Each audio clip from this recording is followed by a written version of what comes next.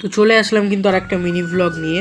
তো স্টাইল মারছিলাম, আবার দেখো স্টাইল মারছিলাম। তো এবার বলছিলাম চলো।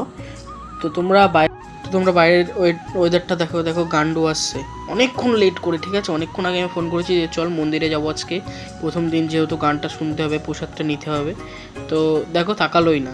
এবার আমরা এই দুইজন মিলে কিন্তু যাচ্ছি মন্দিরের পথে, রওনা দিলাম। এই যে মন্দিরের গেট।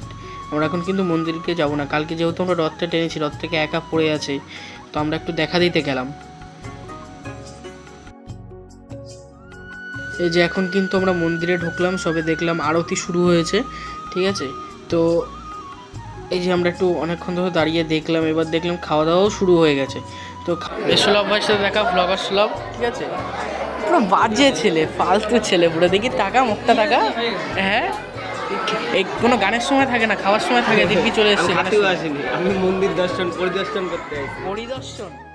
তারপরে খেয়ে চলে আসলাম খেতে। প্রথমে দিয়েছিল ভাত, আলু, তারপরে হলো পটলের সয়াবিনের তরকারি, তারপরে আসলো ডাল, ঠিক আছে, তারপরে পায়েস, চাটনি। আজকের মিনি ব্লগটা যদি ভালো লাগে থাকে সাবস্ক্রাইব লাইক করে দিয়ে তারপরে চলো।